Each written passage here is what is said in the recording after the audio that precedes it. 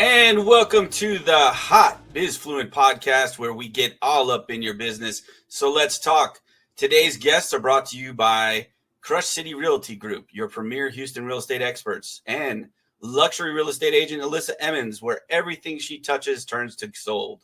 And finally, Covo Capital, fast, flexible financing for all your commercial lending needs. This podcast is for informational purposes only. The views expressed in this podcast may not be those of the Bizfluent Podcast or management. Don't forget to stay to the end to find out how to get some of our amazing merch.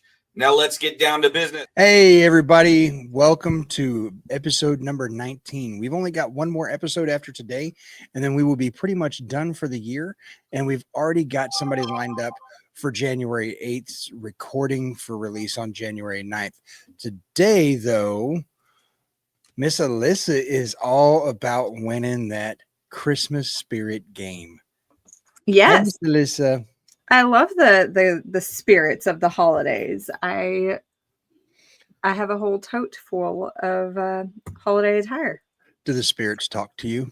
No, they do not. No, I don't do that. She is the spirit. Jeez. Yeah. Well, that's because you're not today. I know. I feel like I'm getting beat out. You're taking my spot. You are getting beat out. You have nothing. Green. Anyway, well, Oh yeah, the green. it's not St. baseball Patrick's Day, bro. cap. What what even team are you representing today? It's the Astros. I buy their off-color hats Okay, because no one else does. Somebody's got to support them. I'm glad you do. Yes. Yeah. No. Negative. There we go. If it's not so, like, this is one of my few off-color hats. You got the black and the red, and I can't remember. I think it's a Bun B hat. I think so. Yeah. But anyhow, so today our guest today has been one that we've been waiting on, and we accidentally ditched her while I was in Vegas, and that was one of the episodes that we had to rerun or re-record, and that was super fun. But Miss Amy Reid with the Small Business Development Center out of University of Houston. Welcome, Miss Amy. How are you? Hey, I'm great. Thanks for having me, guys. So you handle basically like the entire Southeast, right? So from League City all the way down to Galveston? So it's the entire Galveston County. So we go over like Kemah and that area, and then almost to Alvin, and then up to Webster and south to the island.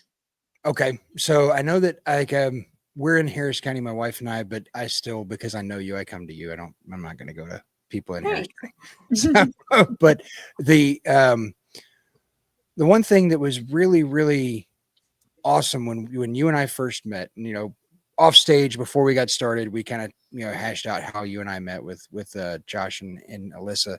But one of the things that was really cool was when I was bringing people through and to do inspections, was actually getting a chance to listen to you talk to a couple of your clients, and you help people from literally start to finish, as well as cultivating that relationship so that when it's time for them to grow, they can also grow as well. So Small Business Development Center is a really broad term. Do you want to break it down for us and kind of tell us how that works? Sure. So first and foremost, it doesn't cost anything to work with us, which I think is something that's always important for people to hear. Huge. And then, aside from that, sometimes people come to us and they have an idea, and we help them break it down, or they have multiple ideas and we talk to them about what's going to, have a better option maybe for being successful and that sort of thing. And then sometimes we work with clients who've been in business for 5 years, 20 years, and they can't figure out why they're not growing, or it's time to pivot. Maybe whatever they're offering has kind of served its time and it's time for them to do something else. And then the last piece of that is the exit strategy. So, with the boomers, so many of them are retiring at this point. So they're trying to figure out, I've spent all these years working on this business. What am I going to could do from here? Am I going to sell the business? What does that look like? So we really are from ideation period all the way to exit strategy. And that's pretty amazing. And I want to make sure everybody heard that. This is a free service. It's not like, you pay a little bit of money. This is free. FREE. It's free 99. It's 100% on the rank. You go through the University of Houston, correct? So your tax dollars go to the federal government. We should say it's not free. You paid for it. Use it. Yeah, exactly. You've already paid for it, right? You're paying already paid for benefit. Exactly. So the money goes to the SBA. The SBA then pushes it out to what they call their resource partners, which is like us and SCORE, Women Business Center, those types of people. And then we also get some funding through the state that is filtered through the University of Houston, at least for my center, is U of H. Yeah. So I know that this is not something new for you. How long have you specifically been working for SBDC? But then on top of that, how long have you been in this game, in this business? Well, I've been an entrepreneur for about 20 years, but I've been with the SBDC coming up on 14 years. So I've started as a program manager and advised on like marketing and that sort of thing, did some business advising, and then moved into the director position after that. Is there anything that you can talk about that's not confidential with anybody that, let's say, could use some praise and be okay to talk about it openly and say, hey, this is one of my clients that I've worked with. This is obviously, you don't want to go into personal details, but this is where they started and this is where they're at now. Yeah, I have a client. So everything that when we talk to clients, it's all confidential. So we can't share anything. I can't come home, tell my family, anything like that. But I do have clients who sign releases with us so that we can put it on social media. We can submit for like awards. So one that I can share with, and I know he would love for me to share, is who I submitted as an SBA award recipient for 2024. His name's Dexter Geis, and he owns Victorious Assisted Living in Santa Fe. And what's great about his story is he started working with me 14 years ago. 14 years ago, he came in. He came from that industry of like working in nursing homes, that sort of thing. He had all the education and wanted to open a small bed assisted living center. But he didn't have the business skills behind it at that time. And he also didn't have the capital that's needed for something like that. So we gave him a game plan of what he needed. He came into the office all the time for classes. He studied, he worked, he saved. And he opened about 2.5 years ago. So it took that entire time for him to make that dream reality. But it's one of my greatest stories that I have because it just shows that perseverance really paid off. He never gave up on that goal and that dream. That's a fantastic accomplishment. Absolutely. Isn't that great? And he's profitable. He's even better. Right. Yeah. So I mean, his team is great. They love him. He's constantly learning, like, how can I be a better leader to my team now? How can I be better in the community? So yeah, that's one I can share, and I know he wouldn't mind me sharing. So y'all start out, like, he came to you from being in that field and wanted to, he had this idea, this dream. I want to open my own facility. Right. And so he came to you and y'all just devised a plan for him that he worked on over, 12 years? That's amazing. Yeah. It took almost 12 years for him to open, but he was open to it, So some people will come in and they want to make something happen that day. And it's just not viable. It's not going to happen that day because maybe your credit score is not there. Maybe you don't have the capital. Maybe you don't have the experience. I had a guy who wanted to be open like a charter business, but he had no experience. So I told him, go out and get a job working on one of those, see what that's like. And he did too. So it took him a few years. He went through that and he ended up opening. But it's everybody's journey is a little different. It's the most rewarding job to see people like go from the idea to making it happen. I think like a that's fishing charter business. What's that? What type of charter business? Yeah. So this was like a fishing charter business. And I mean that's my husband. Every time he comes home from one, he was like, I could do that. I want to do that. It's not as easy as it looks. No. Nobody wants to go fishing.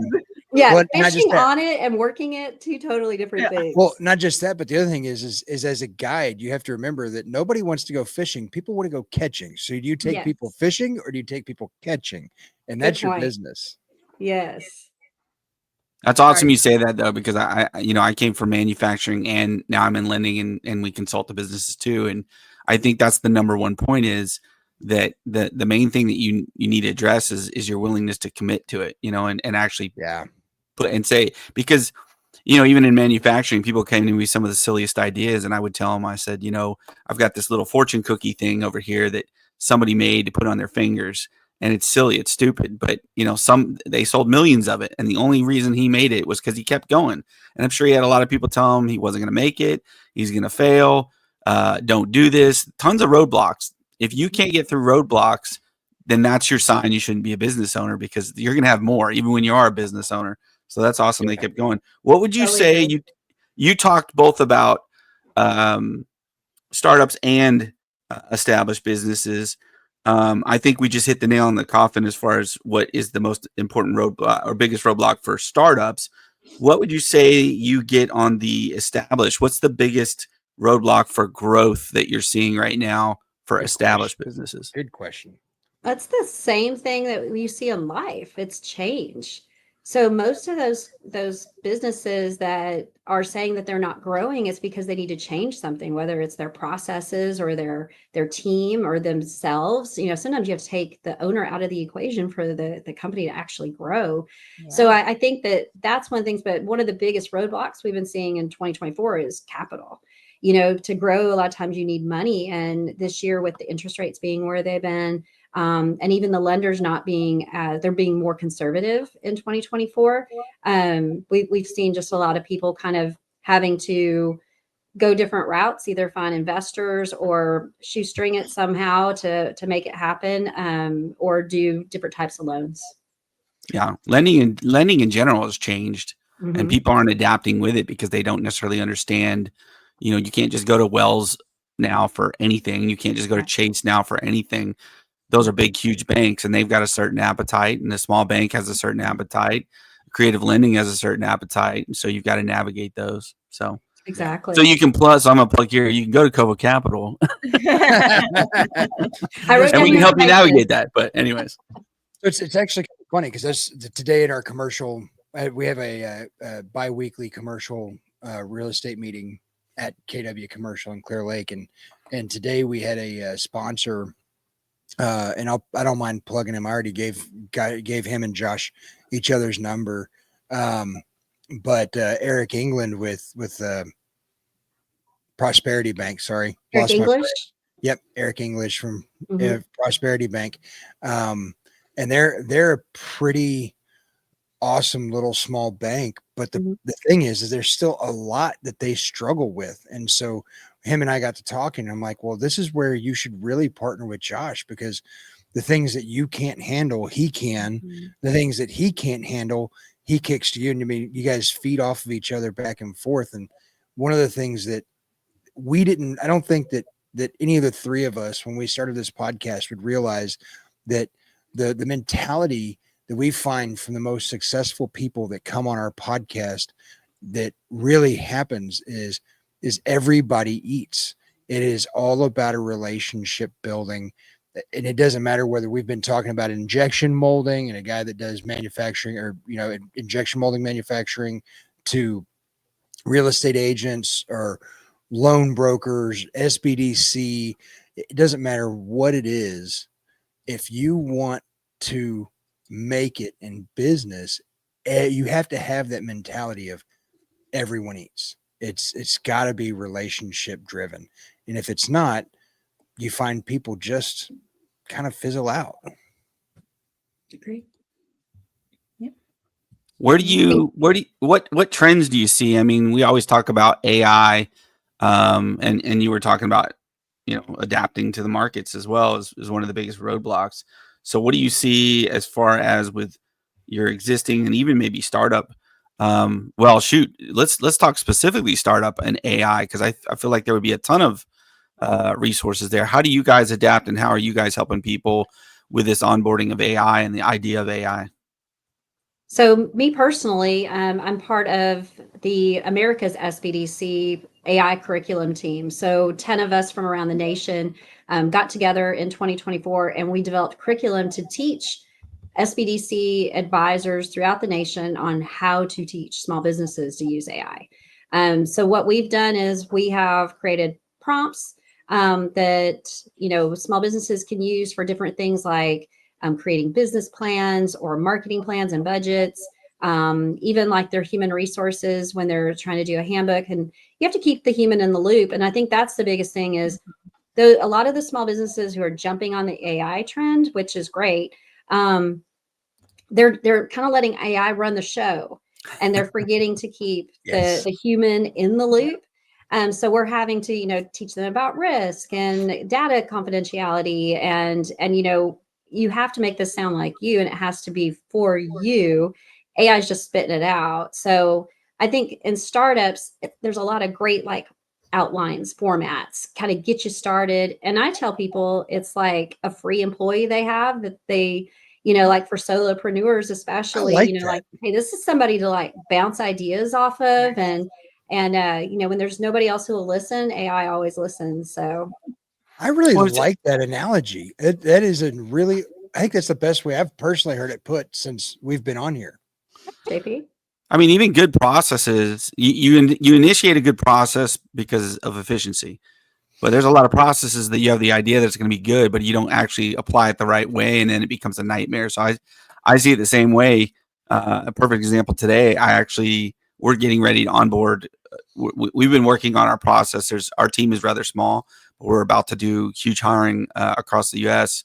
And so we were talking about an expectation contract because we are 1099s and whatnot. And so we want to still maintain metrics.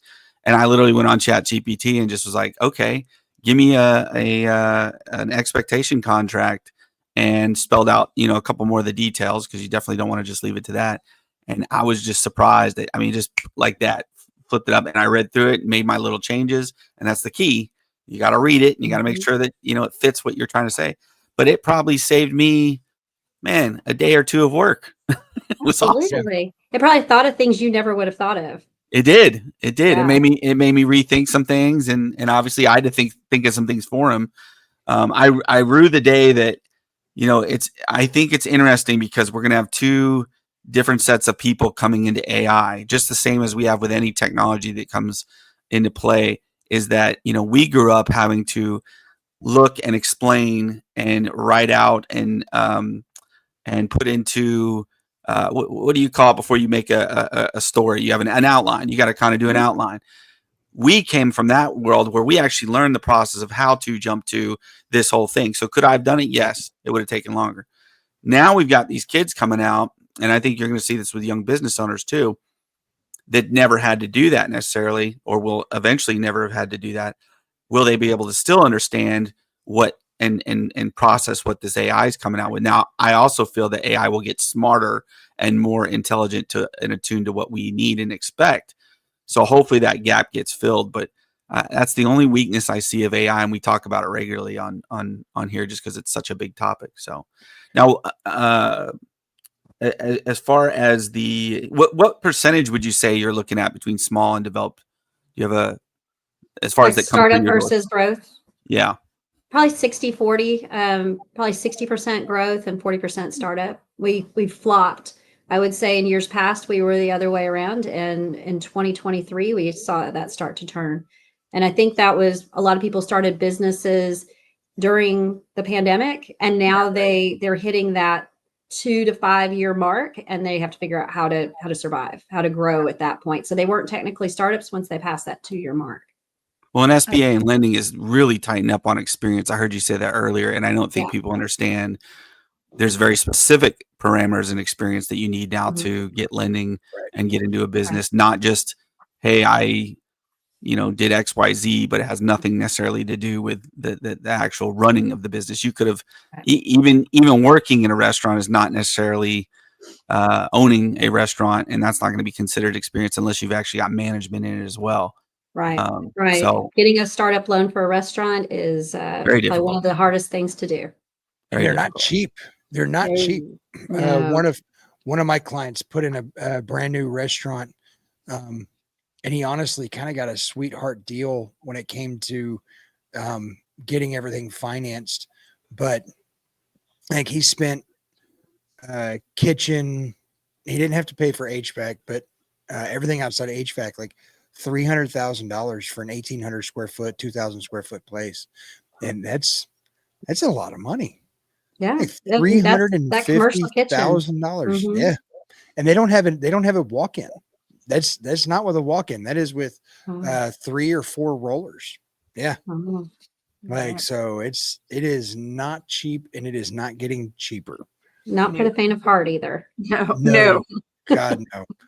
Luckily, he had already had the business, and I think that's the reason why the person that decided to work with him and finance him is the reason she did it was because she'd already seen that this guy started in the pandemic. He was doing pop-up vending, catering, like just doing everything.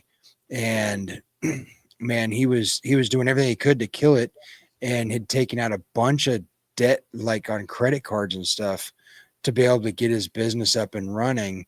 And then once it all got settled out, he was still able to pay all of his bills, not destroy his credit, but he just wasn't making money, right? Like, so he was breaking even, including all of his household income, but there was just no way he was going to grow beyond what he was making. And basically, until his debt was completely paid off, there was no way in heck he would have ever made a dime. And that would have been 15 years. And so it was pretty awesome to see the lady that help him the way she did, because it was a personal loan. But again, go into people looking at perseverance, that person that's willing to persevere, to go through their issues and really stick to it. I think the thing that's awesome is like you said, the guy that started up his help center. It's not help center. Assisted living. Assisted living. Thank you. I didn't want to use a derogatory term for it. For his assisted living center, like he went through your classes for 12 years. And that's one of the things that's super awesome is when we say classes, you offer classes on all kinds of stuff. And you're busy enough in all the locations that you personally direct that you are by appointment only. Mm-hmm. Yeah. So we offer classes. So Eric English at Prosperity has taught classes for us before. Yep. But we work with Frost, Amagi, PNC, all the community regional banks. They come in and they're the experts, on that sort of thing. So they teach about what's that loan process look like, financial literacy. You'd be amazed how many people have been in business for years and they still don't know what a profit and loss and balance sheet are. So I know I'm preaching to the choir because you guys see it too in that world. CEOs of $1 million companies don't know. Yeah. What's a liability, right?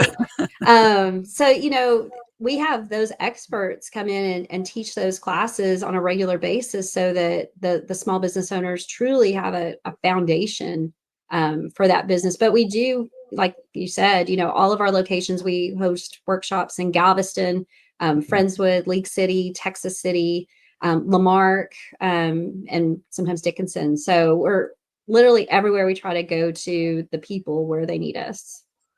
Yeah, you guys have a ton. I'm looking on y'all's website, and we already talked about starting your business, growing your business.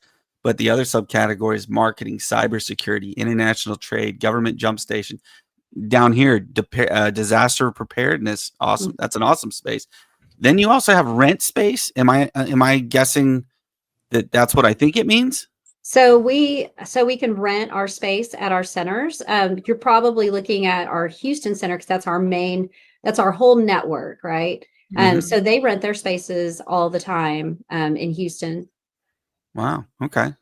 Can you speak to any of these other topics? I mean, obviously we can't go through every single one, but maybe pick one of marketing is a big deal for people, especially ones that don't understand. And that's an emerging and adapting market. You've got to literally, it's also one of the riskiest, to get a rate of return right now. There's, everyone's a marketer. My degree was ad PR marketing, and I didn't do anything with it because there was just so many people out there. And it's the first thing people cut in a business as well.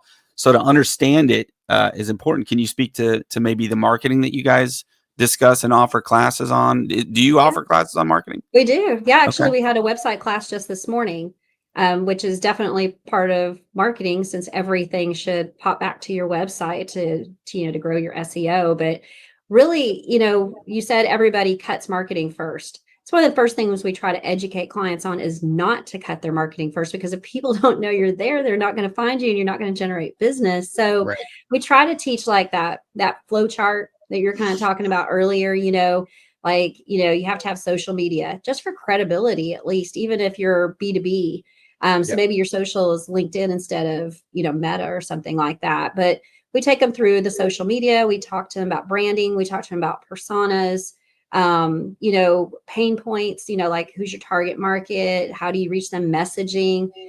We have classes on every aspect of marketing, I would say. And we're also having classes on like how you can use AI to help with your marketing too now. Canva classes, if you're not using Canva, who are you? That sort of thing. Like, we're all using Canva. I love Canva.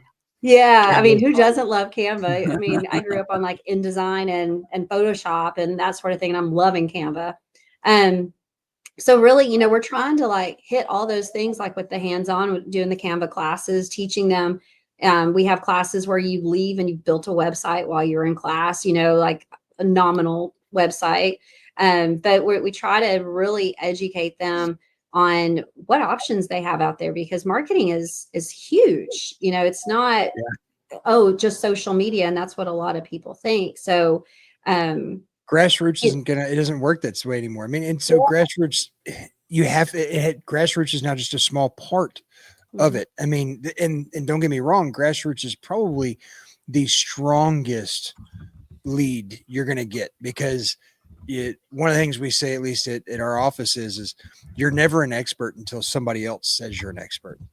And so, like I could be a real estate agent for an hour, but if my best friend refers me to 3 people, I've got my buddies in real estate, all of a sudden I'm an expert in real estate as per him and not me. So your grassroots really is the strongest, but let's face it, it's not enough.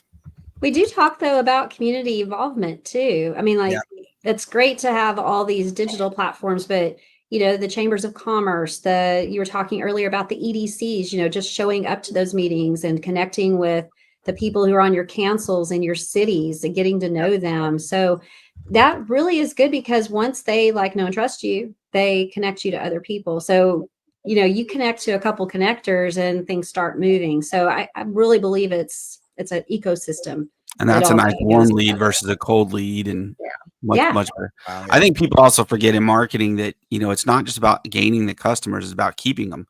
You have to keep the marketing, because we're such fickle people now. I mean, we're programmed to, it's like everybody's ADD nowadays. Yeah. And there's a lot of stuff that bides for your time in a day. And you got tons of competition out there. Now it's not even just in storefront to storefront, you have online too. So you've got to account for all these different things. And I think marketing does get kind of put to the back. Or I also think that there's a lot of marketing out there that's giving marketing a bad name too. So you got to be careful of that too. But yeah. Agree. Do you have any classes that are tailored specifically for Aggies? They have some disabilities. Well, it takes 12 of them to do anything. We do have some of those, lower end classes. So if that's what you're referring to, go Cougs. Elissa, where's the Christmas spirit? Elissa said, she said, go Cougs.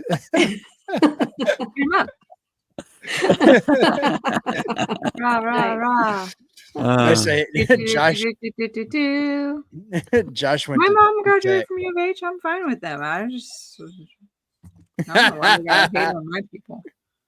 We can't hate on our people, because hers are the ones that watch our posts the most when we post them. So well, and let's face it, it's outside of MIT, it's one of the greatest freaking engineering schools you can go to. So that's the greatest cult you can go to too. I think it's awesome. UT, Bama, LSU. You want to see a cult, dude? Go into an LSU stadium and scream Bama, and they're like, "Oh, you want to see what happens?" Like I had like 4 dudes stand up. I won't do that. Threatened to fight me right then and there. I was like, Aggies are generally much nicer. I like Aggies. A lot of my friends are Aggies. They're Texans. They're Texans, man. Yeah. They're Texans. Great people. Now you also have in here cybersecurity, and the reason I bring that up is I'm actually having a phishing problem. Someone in our team or myself might have clicked on something, and it's been a nightmare. So how do you guys? I mean, and it's an emerging thing too. I mean, it's a huge deal to, especially on my end when I'm dealing with personal financials. We have to be very careful of stuff like that, especially since we're targeted because they don't typically go after the banks. This is the funny part with banks. They don't adapt very well to new technology, but the biggest reason that is because of cybersecurity. When we did PPP, we were on DOS servers, and I was like, "What the heck is this? We're a multi-billion-dollar company, and we're operating on DOS." Like literally, I had to go F11. I mean, because of security. And so what a lot of people in my industry and anyone around financials now, they're getting targeted because we don't have as deep a security. Now we've got pretty good security. We have back end uploading for our documents. So I'm not as worried on my email, but at the same time, there is things through there and we've got to be careful. So what are the biggest things you're seeing for small businesses in cybersecurity? What concerns do people need to be concerned with right off the bat? Obviously there's a ton, but the main points. One of the things that we do is now when we help them create business plans, we ask them to add a cybersecurity part to their business plan because the lenders want to see that when they're applying for loans, but they should also have that in place. So we talk to them about having, how are you going to protect clients' information? If they're selling something online through a website. So we want to really what we're doing is educating and making them think about it because it's not sexy, right? So they want to think about the money, they want to think about the marketing, but they don't want to think about cybersecurity because it's not sexy. So really our job is to make them think about it. So we talk to them about, how to store things, whether that's cloud-based or what that looks like and making sure it's with reputable companies. We do talk to them about clicking on links and teaching their employees not to do that and that sort of thing. And then the other thing we have is the SBDC has a cybersecurity specialist. So if you are a client of ours and this is like you want to put a whole program into place for your business, generally this is for someone who has 5 or more employees. Those types of businesses want like a whole cybersecurity program. You can meet with Brad Bricker, who's our cybersecurity specialist, and he can help you through that whole process to make sure you're doing what you need for your business. So we have a few things in place. I don't want to get off of the topic of cybersecurity, but I think one of the things that I want to make sure that everybody that's watching this podcast knows and understands is when we're talking about small businesses, I think I was just watching a conversation in Congress this morning, and I think a small business by definition of the SBA, I think is 1,000 or less employees, right? 500 and less employees. And so, but the majority of entrepreneurs are really that in that 1 to 5 mark anyway, and 1 being themselves and 5 being that. And so on top of the fact that we're talking about cybersecurity, but what's your percentages? Like when you see you're trying to grow somebody's business, what is it that you're seeing there that 1 to 5? What percentage of them? I would say probably 80% of the people that we meet with are 5 employees or less. Yeah. It's that manufacturing company or a daycare, those types of companies that I wouldn't say they're one-offs, but they're that other 20% that we see that are above 5, but less than, I would say the majority of my clients are less than 100 employees. I don't have very many not in Galveston County, that are over 100 employees. Yeah.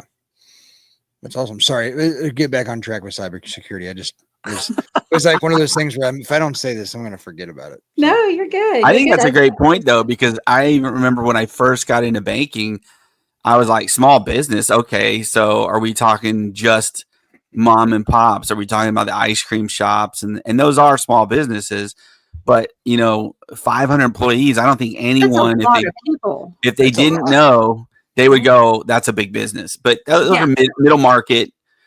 And then you got to look at the trends of businesses anyways, is people, the biggest liability companies have is people. Right. So, between insurance and everything else that you've got to carry for them, the requirements.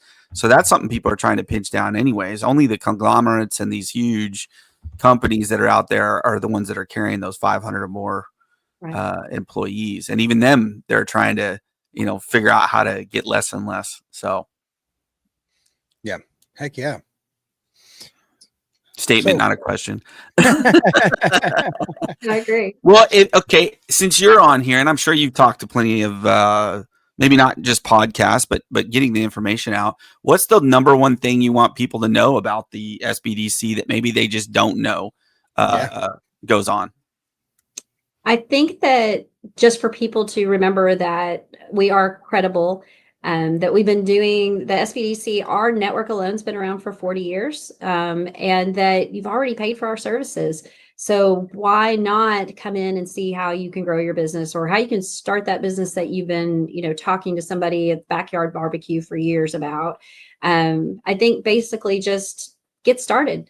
And the other thing that we do too that I hadn't mentioned is market research. So a lot of people don't realize that, you pay a lot of money for market research when you're trying to figure out like what's your competition look like, or is there a need in your area? And we do all of that for free too. And you have to show that in a business plan. So getting that Mhm. for free is awesome too. I wish people would understand these resources are out there, because I was a banker prior to doing this. And while I loved banking, I absolutely love actually working for clients more than I loved working for the banks. And I think that goes to the same point with you is I think people need to understand that you don't start out at the banks, and too many people go to the banks first. You should go to programs like SDC, SBA, all those different things, that especially free resources, because here's the number one thing I've learned with businesses is that I tend to trust people that are passionate about what they do more so than a high paying position. Now, if both are true, that's fine too. But the nice thing with y'all is you guys are doing this for them for free. There's no monetary benefit. And so you're giving them transparent, honest information, and you're going to help them build this business. That's what you want. Unfortunately, and fortunately, a banker, and me as a banker, I was a vice president for a number of years. And, we had signatory power and legal power and fiduciary power. And all that basically means is I work for the bank. I don't work for you. And while I always wanted to help clients, that's not necessarily the case. I'm always helping the bank first and then you second. You guys are going to be helping the client first, and you guys can give them some great information. So I love that there's programs like this. And I'm glad to get to know you now too, because I'm going to send you a lot more people. You run across them all the time. I think it's important. I think it's so important to go to you guys first and talk about these things first, because people just don't know what they don't know. And I can't count how many people I've had come to me and go, yeah, I got this great idea. Okay. How much money do you have? Well, I don't have any money. I can get a loan, right? I was like, oh, you can. I said, well, you got to have skin in the game too. Do you have any experience? No, I don't have experience. Okay. Some, as far as, well, are you working right now? No, I'm not working right now either. I'm like, you're in the wrong. I want to help you. I hope you get to me. And there is no bad conversation. I've learned this because I did have someone like that. And about 8 years later, I got a loan with them because I gave them the time. Yeah. But people don't understand, like, there's a lot of steps to starting a business. It's not just a matter of, I got an idea, I'm going to get this loan. Even if you got money, you can have a ton of money. That's the other thing is like one of the guys that I talked to for a long time, and I sent them over to you, but after it boiled down to it, it was one of those, he was just like, well, rich people, they don't use their money. It's like, well, but they've got money. That's why. Got money. Like credit and ability to pay and the credit loan. and credit's a very important part too. Yeah. And then knowing the language. It's not just what each bank or lending partner is good at. It's also knowing what they're bad at. Yeah. And being able to navigate that. So what's their portfolio look like? What do they like? Yeah. And we do connect people to lenders all the time too. It's our job to be out there and have those relationships. So when someone comes in, we can be like, hey, you're a good fit for this program at this lender. If they're already talking to someone, it's like, okay, well, how's that going? Because that may not be the best fit, knowing what we know. And that that changes bank to bank. It changes region to region. Changes one of the things people don't understand is it does have to do with their portfolio. And like, when I was with First Citizens, we definitely helped nonprofits. We had a ton of nonprofits. In fact, that was part of the problem in the Houston area is we were weighted very heavily in nonprofits. So when people came to us, especially through other nonprofits, they go, well, we know you do nonprofits. We have money. We have good, but our portfolio is already weighted too high in that, we can only go so far.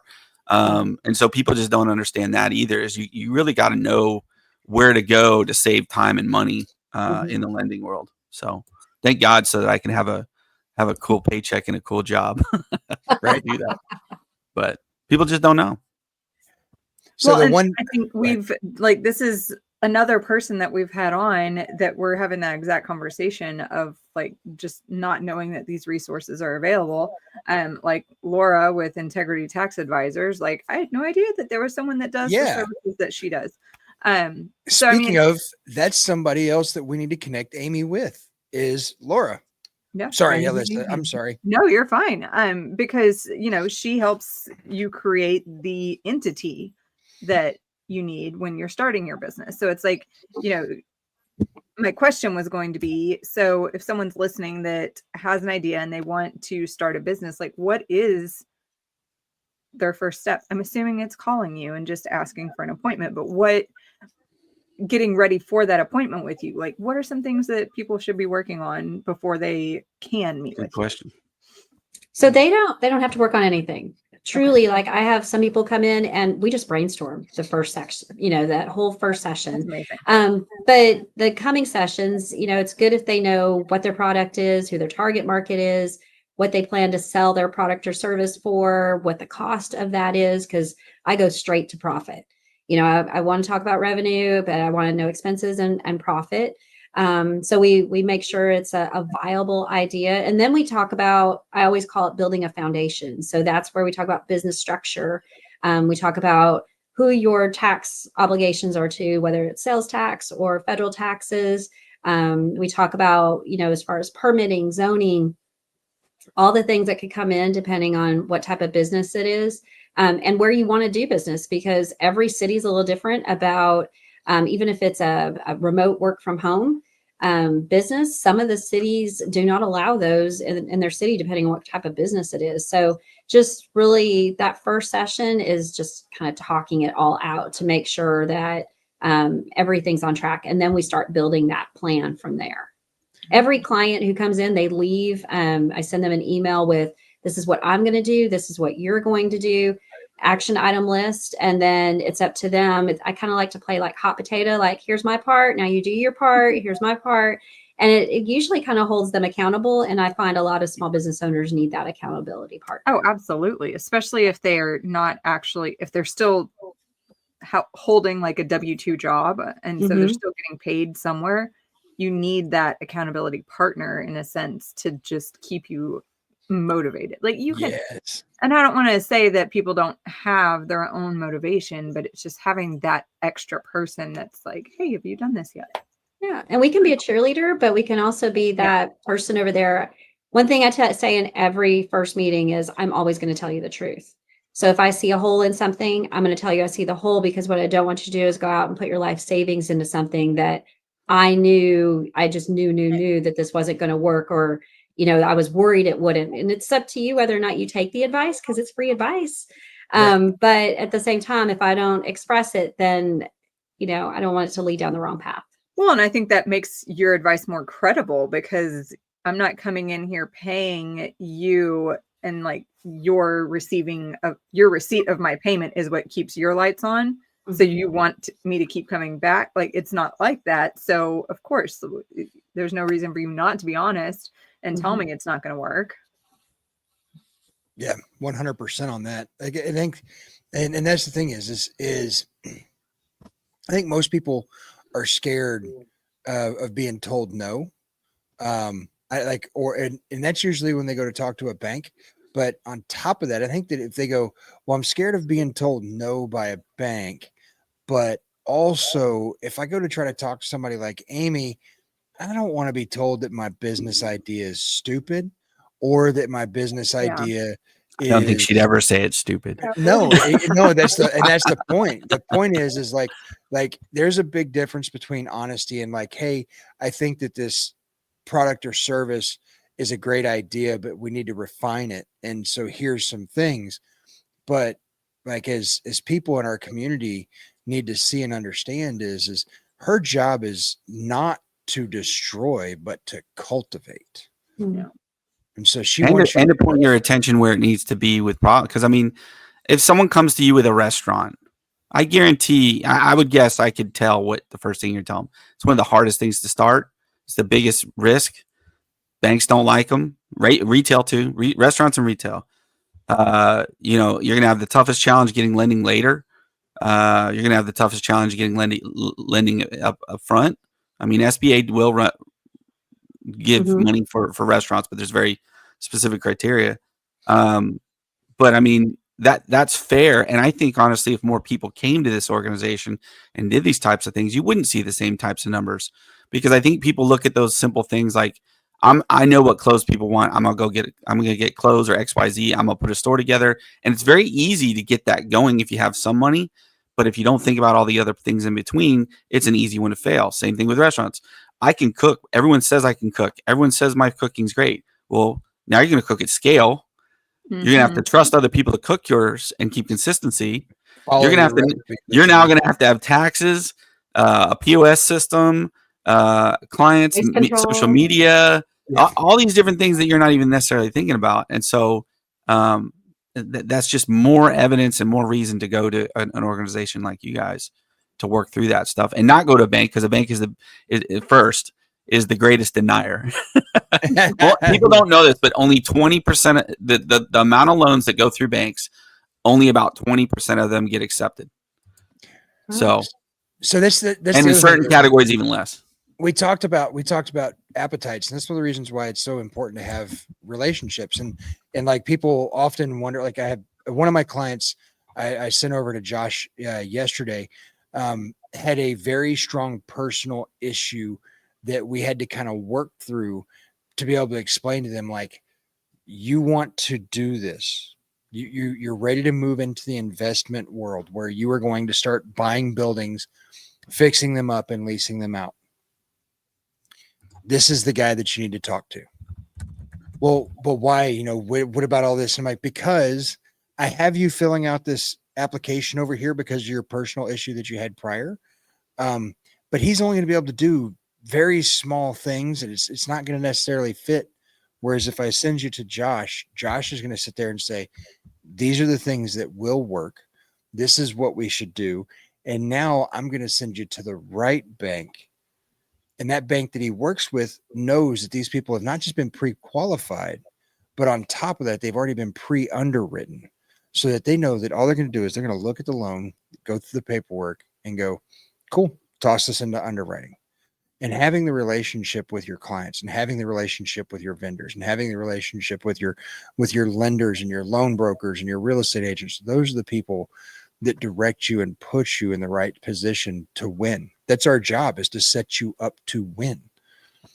And you should create little, mentors within that. I mean, a position like mine, I would like to be considered more of a mentor than just a transition to a lender. Same thing with her. I think she wants to be that mentor, the person in your box that's batting for you and trying to give you good information. It's up to you to listen or not. But Elissa's a mentor, and you should, in our office. You should have multiple people. Find people that are successful in the industry you want to go into. People love. I think this is a huge tip. People love flattery, especially the ones that are successful in their businesses. That's actually how we get them on the podcast. not just you, but business owners. And so people would be surprised what you can do if you just reach out to the people that are already in those industries, that have already done it, that have gone through all the problems, that can save you the headache. If you just reach out and ask and get those pieces in place. So having the SBDC in your back pocket, having a couple mentors in the industry, having somebody who can consult to lending, all those different segments, find people that are already there, that are on your side. That's to me the biggest thing, that are on your side. Same thing with a realtor. The reason you get a realtor is because they're on your side. Mm-hmm. They're the ones fighting for you. Their paycheck depends on fighting for you. So Amy, I'm going to tell you right now real quick that I did lie to you. I did tell you that this is a softball session, but every single person gets one hardball pitch. I don't think it's that hard. It shouldn't be, but everybody considers it to be a hardball pitch. So Here, I know the here's- last one we had did really, really good. I was really surprised that she did awesome. So you got a lot to beat on this one. Oh boy. Not to put pressure on you. so the last question we ask everybody is I want your 15-second elevator pitch. You just met me on the elevator. As soon as those doors open, I'm gone. I need to remember Amy Reid. Go. If there's anything that I can do for you, make sure that you reach out to me. I'm Amy Reid with the Galveston County Small Business Development Center. We're here to help you start, grow, and succeed any way that we can. Like it. Yeah, Love it. short, sweet, easy. That works. Well, Miss Amy, What was your name again? No. Start, grow, and succeed. start, grow, succeed. I Absolutely. love that. And exit when timely. Yeah. So On your schedule, on your terms, On your terms. right off in the sunset. So we will off air get you in contact with Miss Laura, who is an honest to God somebody that I can't believe I didn't think about getting you in contact with. So Elissa, thank you. That's what I'm here for. This woman is a superb person that you can get in contact with, and she's not going to be for most of your startups, but for your people that are looking to catch that extra couple dollars that they need for their improvement through taxes. She's the lady. Awesome. So- Yes, please connect. So we'll get you in contact with her, but thank you again so much. We hope we can have you on again soon. Yes. Thank y'all so much. It was great to be here and nice meeting you guys. Heck Happy yeah. Thank you, Amy. Great Happy talk. Merry Thank y'all Christmas. again. Happy Hey, holidays. Merry Christmas. Yeah. You have a blessed day. You too. Thanks, guys. Bye. I'm jealous I that don't I'm know not if the you can hear embarrassment of the. I told y'all she's awesome. Are you turning red, JP? Holy No. cow. So when I was at the gym today, I got stuck on I got stuck right on a thing which is right in the sun, and I'm allergic to the sun, so I turned red very, very quickly. And Something I didn't know about you. You're allergic to the sun. yeah, Little vampire over here. yeah, it's unfortunate. Okay, I have a couple notes that I took during our meeting, our podcast. So, Well, Josh, keep in mind, at we're one still on our podcast. no, I know. And these are things that prior to recording today, I had 2 hour-long sessions back to back before this. So I have lots of notes from earlier in the day. And it was just funny how some of the things that y'all mentioned came up in conversation today. So Oh, cool. Okay. yeah, so just recently, y'all were talking about flattery and how that's the, and let me just get into my notes. Sorry. It's important. It is important. So something that I was talking about with regards to building relationships with people is just seeking their expert advice. So if you find out what somebody is an expert in, it doesn't even have to be what their job is, but like if they are a car collector or something along those lines. And so the note was, it's the greatest form of flattery to ask someone for advice in what they are an expert in. And then Josh, going back to, you said y'all are about to expand and grow your company as far as personnel goes. I really wanted to share this with you because I loved this from earlier today. When you're creating a new space, a new seat for a person, Mhm. use roles, not titles. Fancy titles don't drive results. Expectations do. And as long as you set the role and not a title, it gives someone something to aspire to instead of potentially hiding behind a fancy title. It can backfire as well. So back when I Yeah. was younger, about 23 or 24 years old, there was a guy that I don't necessarily, that I worked for a very short period of time. I don't necessarily know that he deserved the title of director, but he was given the title of director. And I think it's just because the owners of that particular business were very small-minded when it came to that kind of thing and didn't think it through all the way. And so one day, out of nowhere, he decided to Google how much the average director in this industry makes. And he was making like 50% of what a director makes. Yeah. And they're like, well, you're not really a director. Like he's like, well, my title says director.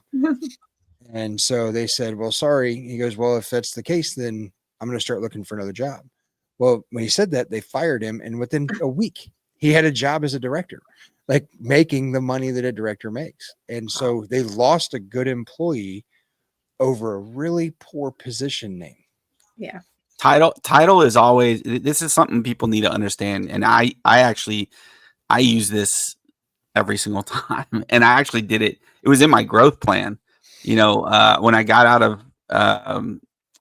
of manufacturing and got out of the oil field, when I got out of the oil field and was going towards executive positions, I specifically looked at my position titles because I had a plan of getting from A to B within so long.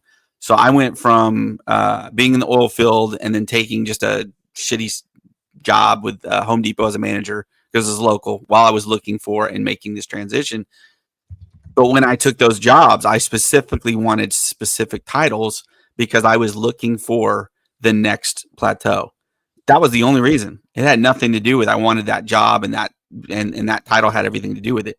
So if you've got employees that are looking for titles and are concerned with titles, you need to be concerned that they're not going to stay. Mm-hmm. And to be fair, we've changed how employees work with companies. It used to be you work for a company for 20, 30 years. And now, average 5 or less. Average is a year to 5 years. Bankers is about 3 years, which is crazy in banking. And so, just keep that in mind. Crazier. You look at title companies. It's funny you said this, Elissa, because this is something. So we focused on us the first 4 years and who our identity was. Yeah. And then within those 4 years, we started working on process. We brought in process and AI to where I can upload and get through a deal 20 times faster than I could have before, and even at the banks. So we have process, we have image and who we are. Those are very solid and rock hard. The next step was, hi JP. The next step was thinking about these employees, because not only are they not just only employees, but we're a 1099. So these people are their own business when they come in. So we really had to think about, how do we keep these employees contractors, if they are their own company? How do we create upsell within the company for their own career movements? We didn't even talk about titles. We actually can let them make their own titles as long as within reason. But we really did look at that, because that was the first step. Now we're still going to have some kinks and mistakes in this first round of hiring. We're going to do about 10, and I figure we'll have about 5 to 6 that stick. And we've got to figure out the incentives and what really sticks with those people. Can I be honest with you? I can tell you right now, I honestly think that you need to completely and totally lower your expectation to somewhere between 2 and 3 out of your first 10. And it might very well be. It might very well be. And so the thing is this, this is a business podcast. So I think it's a great open conversation to have. Mm-hmm. is if there's one thing that I can tell you, that coming from a 1099 who works in an office that's more or less set up in the exact, and we're looking at real estate because it's such a similar model.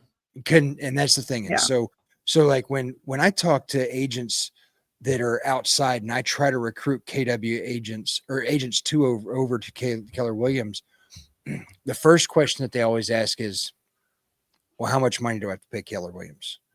It's like, well, your monthly fee isn't much. It's only like $100, $125, something like that, if you're a residential agent. They want to know the split. And they're like, well, what's your splits? I'm like, well, our splits are pretty good. You have a choice. You can either be on a 70-30 plan or an 80-20 plan. And that's 70% to the agent, 30% to the agency, 80% to the agent, or 20% to the agency. And they're like, oh, well, that's, seems pretty bad. Well, how much, is there a cap? Yeah, our cap is $16,000. They're like, wait, 16 grand. I'm like, yeah, 16,000. And so what happens? Well, you have to, there's a metric. You have to sell this much business, and then you cap out. And once you cap out, now 100% of the money is yours. They're like, oh, okay, cool. But why would I pay that? Like right now at my small mom and pop brokerage, I have an 80-20 split or a 70-30 split, but I cap out at 7,000 or 8,000. Why would I leave that? Well, if you have zero chance or plan, not chance, but if you have zero reason to want to grow, then stay there. If you're worried about your bottom dollar and not your actual revenue dollar more than revenue, then yeah, stay there. Because your revenue versus your profit. And so if you're worried about it and you've got them backwards, then by all means stay with the place that's only going to charge you $8,000. But I can tell you that my revenue has doubled every year for the past 3 years. And it's not because of the Keller Williams name. It's because Keller Williams realizes that if they want me to continue to pay them $16,000 a year, they've got to do something to drive my business to make it worth it. Now, they, like you said, it's my business and I have to be the one to do it. But you will not find another company in this nation that's so well, or real estate company that's so well driven in making sure that education is there, that it's education, it's relationship, it's family. They bring everything together. And when you have major natural disasters, I can't remember how many generators did we send to Florida? Ooh. Like 500 generators got sent to Florida. Yeah. To agents, to Keller Williams agents that were stuck and stranded. And so when we say family, we're not talking about family in my market center. We're talking about the entire KW market. And that's how, and even then we still have a pretty high attrition rate of somewhere around probably 60 to 70%. Like most people come in and they don't want to work as hard as it is to get things going. And they'd like to be able to sell $1 million worth of houses a year and only pay somebody maybe $8,000 and hope that that's enough. And I tell you, in real estate, and Elissa can tell you too, I mean, but you just have never been on this side, but $1 million a year ain't nothing. Mm-mm. Well, the thing is, people look at these successful people, and it doesn't even matter what, real estate, brokers, whatever. And the ones that are very successful make it look easy. And therefore, these people dreaming of the millions they're going to make think it's going to be that easy. What they don't see is all the hard work it took to make it look that easy. Right. Ergo, I mean, I give this example to people too. Like, I don't work a ton. I don't have a ton of office hours. I have vacations anytime I want. Me and my wife, I mean, we walked through Best Buy the other day. And I go, man, I got everything. We literally walked through and we're like, I'm disgusted with coming in here because there's just nothing that I need. Like, I'm just walking through a store and I have all this crap. Even with the fire, you didn't walk through. Even with the fire I had that burned out 90%, not 90%, but a good amount of my stuff. I'm like, it was just stuff. We already have this stuff. You know where you didn't say that walking through? Where? Cabela's or Bass Pro Shop. I can always have another gun. Exactly. I already need another safe is my problem. So it's like I don't need another TV. I can only shoot one at a time, but man, well, I guess I could shoot two at a time. Yeah. Yes. But I got no. I mean, but that's the thing is you had to put in the work prior in order to get to here. It honestly, it's a point of contention between me and my wife sometimes with how little I have to work to make as much, if not more, than her on most months. She's like, "This is ridiculous. You're Elissa, not doing anything." This problem? What? Do you have that problem? No. No. No. But you're Maybe at home with the kids. Maybe it's the reindeer ears. No. Jonathan's a super cool guy. But so What does your husband do? I didn't even ask. He's in IT for the energy provider. Oh, you got yourself a smarty pants. He is. He's like Scotch too. He's a good Scotch drinker. Yeah. Ooh. Yeah. We're gonna have to take him out and get drunk. Right. Yep. Right. Yeah. No. Finding points of contention. What's every the day, secrets? Every podcast. He does not like people. And you know what? We should do a spouse podcast one of these days. That would be fun. Even though my wife was kind of on the last one, she went butt out. So here's how I met Jonathan just the other day, last Thursday. And like, I literally walked over and I handed him a glass of 18-year scotch. And he was like, all right, whatever. Thanks, man. And then after he tried the scotch, and I left him alone, I was like, all right, cool. I got it. You're not a people person, IT guy, no big deal. So I just left the glass of scotch there for him and walked away. Then he came up afterwards. He was like, man, this was a really good glass of scotch. Then he wanted to have a conversation and talk. Yeah. But he had to have a reason to get to know me. And it was that butter in a glass that I handed him. It's amazing the difference. Like I always thought, when my dad drank scotch and I was just starting to drink whatever I could drink, beer, water, whatever, as you're growing up, when you got $25 to your name. But like, man, it's just amazing what flavor they can pack in there if you really sit and take the time. But that's the thing is, as you get older, it's about experience, not so much the volume or it's not so much the volume of it. It's not so much the ease of it. It's the experience and quality. Mm-hmm. Yep. Ergo, why I can't find anything but Chinese crap in Best Buy. All right. Yeah, we definitely need to do a spouse podcast one of these days. Yeah, I don't know. You're gonna have a hard time getting Amy and my wife both on it. I think. Jonathan so? probably as well. Yeah, I bet all three of them are gonna be pretty shy. You got to remember, all three of us. I'm gonna trick Amy. I'm gonna tell her. I'm gonna lie to her. That's the secret to marriage: lies. Stop taking advice from Josh right now. Yeah, do not. The secret of marriage is not lying. It's not. It's actually being fearful of your spouse, of your wife. That's the key to marriage. I am fearful of my wife. That's how you know that the both of us are married to Spanish women. Being fearful. That's the Latin secret. That's the Latin secret. If you don't have fear for your wife, you better.